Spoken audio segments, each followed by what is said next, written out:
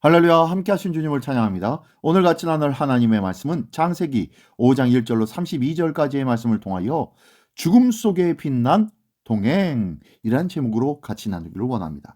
자, 오늘 본문에서 어떤 내용이냐? 바로 아담에서 노아로 이어지는 계보가 나타나는데요. 이 계보 속에 하나님의 형상과 죽음의 현실이 교차하고 있는 모습이 보여집니다. 그러나 에녹의 동행과 노아의 탄생은 그 죽음을 넘어서는 소망의 빛을 보여주는 내용인데요. 무슨 소리냐? 자, 한 절 한 절씩 읽으며 하나님의 말씀을 보기를 원합니다. 자, 먼저 1절부터 24절까지의 말씀입니다. 이것은 아담의 계보를 적은 책이라. 하나님이 사람을 창조하실 때에 하나님의 모양대로 지으시되 남자와 여자를 창조하셨고 그들이 창조되던 날에 하나님이 그들에게 복을 주시고 그들의 이름을 사람이라 일컬으셨더라. 아담은 130세에 자기의 모양 곧 자기의 형상과 같은 아들을 낳아 이름을 셋이라 하였고 아담은 셋을 낳은 후 800년을 지내며 자녀들을 낳았으며 그는 930세를 살고 죽었더라. 셋은 105세에 에노스를 낳았고 에노스를 낳은 후 807년을 지내며 자녀들을 낳았으며 그는 912세를 살고 죽었더라. 에노스는 90세에 게난을 낳았고 게난을 낳은 후 815년을 지내며 아들들을 낳았으며 그는 905세를 살고 죽었더라. 게난은 70세에 마할랄레를 낳았고 마할랄레를 낳은 후 840년을 지내며 자녀들을 낳았으며 그는 910세를 살고 죽었더라.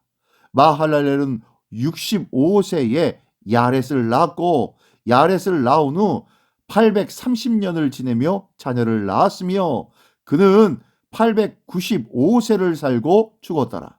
야렛은 162세에 에녹을 낳았고 에녹을 낳은 후 800년을 지내며 자녀들을 낳았으며 그는 962세를 살고 죽었더라.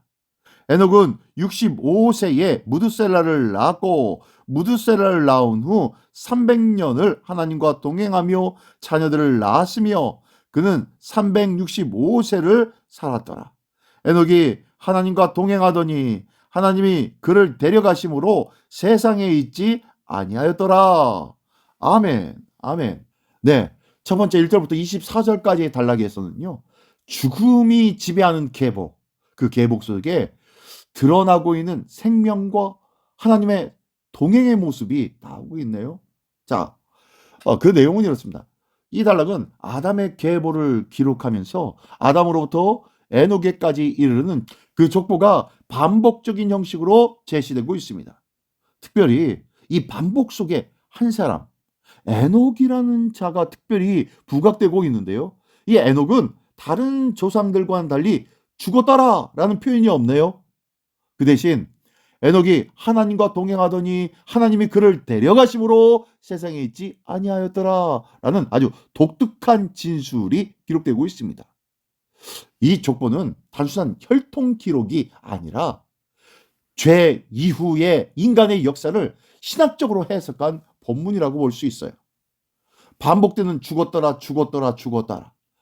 이것은 죄에 대한 결과가 끊임없이 반복되는 이 죽음의 현실이 실제 역사 속에서 작동하고 있는 것을 보여줍니다. 그러나 에녹의 등장은 이 죽음의 반복이 아니라 죽음이 전부가 아니라는 것을 증언해주고 있는 것입니다. 에녹은 특별한 업적을 남긴 인물이 아니라 하나님과 동행한 사람으로 기억되고 있는 거예요. 그러면서 죽었더라가 아니라 하나님이 그와 동행했다라고 말씀하시며 그를 데려가셨다. 그래서 세상에 있지 않다라고 말씀하고 있는 거예요. 하나님과 동행한 사람으로 기억되는 이 족보의 끝모습이 보여지고 있습니다. 이는 하나님께서 원래 인간을 창조하셨던 목적, 그 목적이 보여지고 있는 거예요.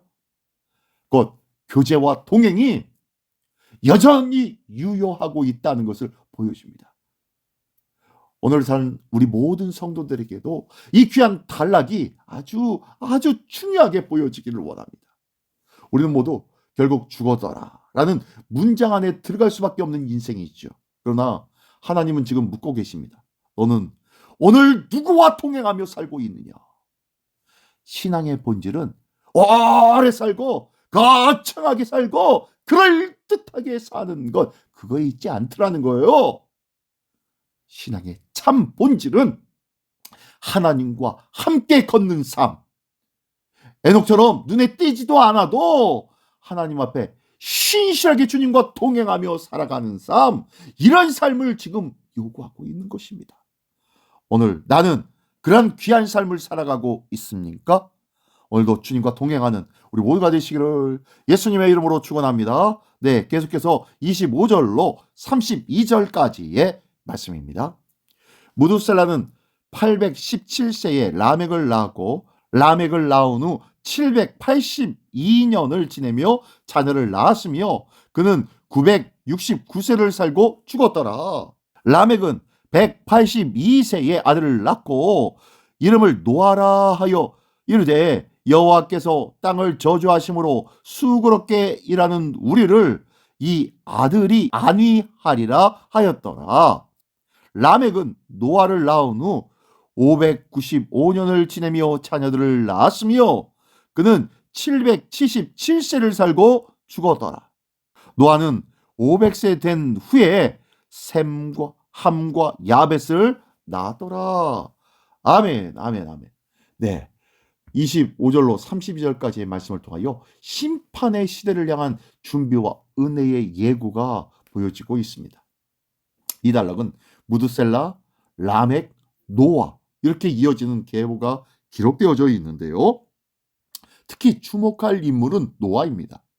라멕은 아들의 이름을 노아라고 부르며 이렇게 말합니다.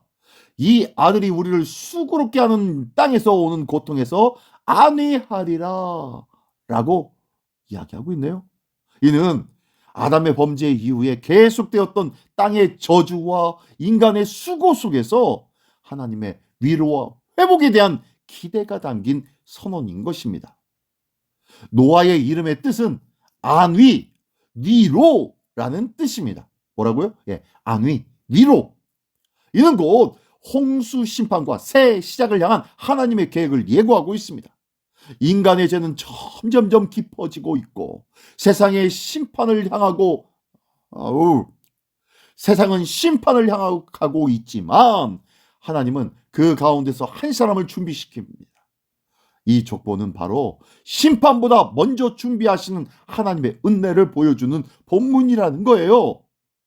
세상은 점점 혼란스러워지고 죄의 결과는 무거워지고 있기는 하지만 하나님은 어떻다는 거예요? 언제나 이 노아와 같은 사람을 세우신다는 거예요. 하나님은 많은 사람보다 순종하는 한 사람을 통해서 역사를 바꾸시는 하나님이시라는 거예요.